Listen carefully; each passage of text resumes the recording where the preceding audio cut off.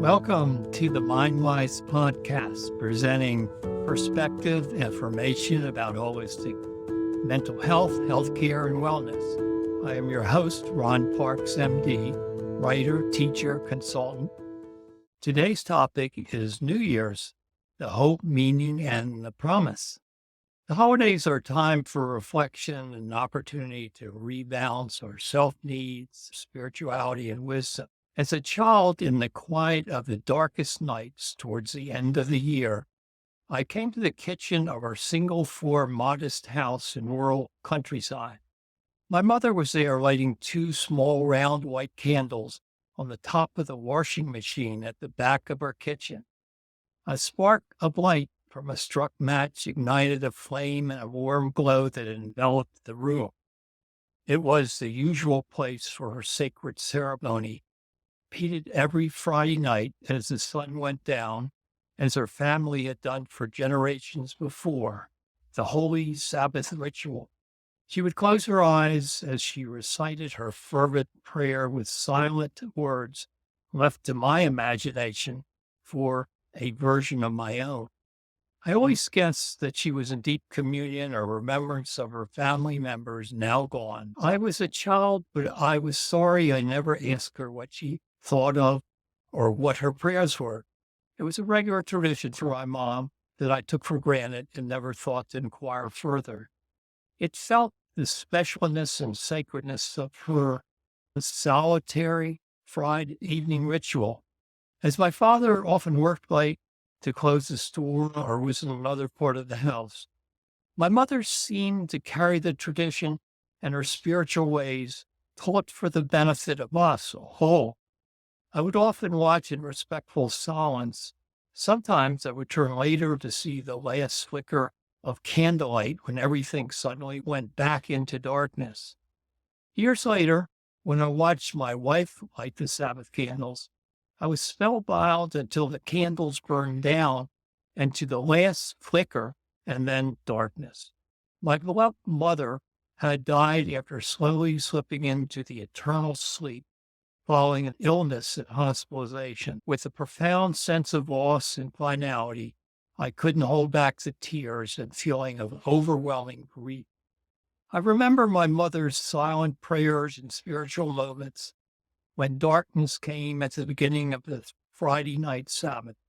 I imagine her thoughts turned to those dear ones lost and hoped for new beginnings at the end of the day, and in anticipation of tomorrow or another week. She seemed in profound harmony with all beyond what our minds divine in either this or that, light or darkness, and good or evil. Was she feeling the flow and spiritual harmony of being beyond the mind and its divisive ways of labeling something as valuable or not, safe or toxic, something of use to construct or build on? Was she feeling the experience beyond our petty divisiveness, merging with a higher order of all things, where creativity arises and brings form, but also division? Maybe she was beyond seeing or separating light and darkness. She had departed and is now of the spiritual essence we mortals seek. For perspective and wisdom, and for escaping the narrow confines of our biased thoughts and narrow-minded entrapments of hatred. New Year's is a time of festivity and parting on the eve of the new year for some, or time for gloom and loneliness for others. For many, the holiday seasons can be a time of reflection and soul-searching, an occasion for joy and celebration, or dread and remorse. Holidays are quite an experience according to your life experience or circumstances. Those who suffer pain and anguish might associate it with the past painful or traumatic experience that are related to these final days of the year. It might have been the time when there was a death of a loved one or a significant loss. It might have been the trauma or tragedy around a violent time, as seen now in the current events where there was loss and death when in war or living in a war zone. It might be the emotional pain related to the longing for nurturance, connection, and friendship when none is apparent or available. It may be the desperate need to stave off the darkness and despair of loneliness, loss of purpose, meaning, and hope, as one with a background of rejection or desertion, or unavailability of a parent, or if one was bullied as a child. A youth or adult who has lacked support and nurturance of family or peers growing up might find times especially painful when others seem to celebrate the holiday with friends or family. The New Year holidays represents the old transitioning into the new, as we are reminded of the life cycle of birth to death, growing and gaining with a gradual transition into aging and decline. There's a parallel to the seasons with longer or increasing days in light, changing to shorter days with lesser light and more darkness. Cycling towards the shortest day of the year, celebrated in ancient pagan times, as in the winter solstice. In religious and spiritual traditions, the ending of the old year and the beginning of the new is a sacred time for reflection. The focus might be on where one is or on the occurrences in the past, such as mourning or regret for what is lost.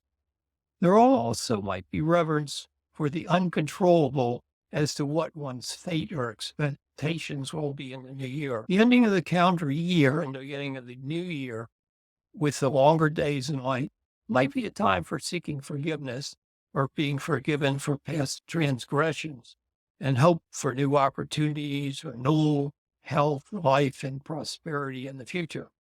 Or, if aged, a person might envision a peaceful transition from the living into the eternal darkness. Perhaps the light itself could have meaning in the sense of gaining a broader perspective and wisdom, to be enlightened and brought out of the narrowness of limited vision and narrow-mindedness. Tips and points to ponder. The time and seasons change are often caricatured as aging, old father time, being replaced at the end of the year by the birth of a child, represent the new year to grow to maturity in a new year with whatever the new year has in store. Each culture or religious tradition has its own story or customs associated with the time of year when the darkest and shortest days, the winter solstice, transitions gradually to more extended days until the days of spring and summer. It all fits with the two-sidedness of how our mentation and brain defines things and splits the whole into two halves or component for better labeling and understanding.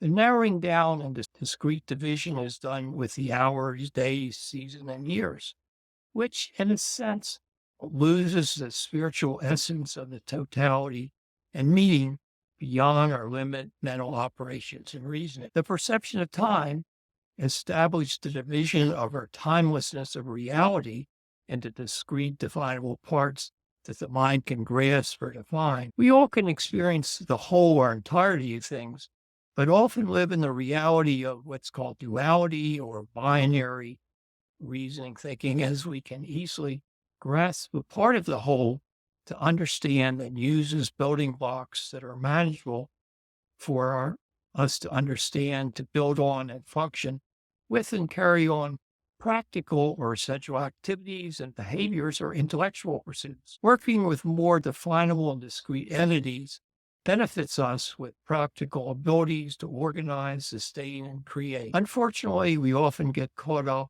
in how we define, interpret, or conceive of our experience.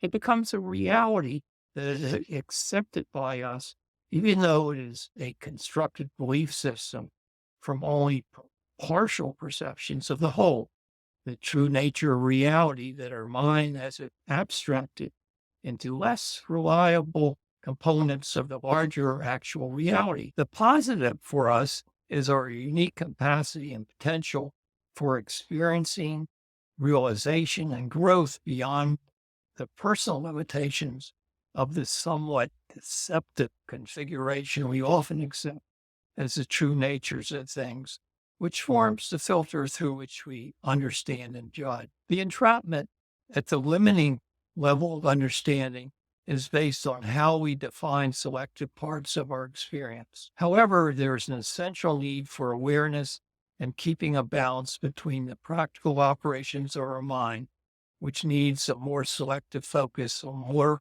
minor aspects of the whole to do efficient left brain function and production. However, the larger perspective is lost, which is required for wisdom, wise choice, and discerning actions.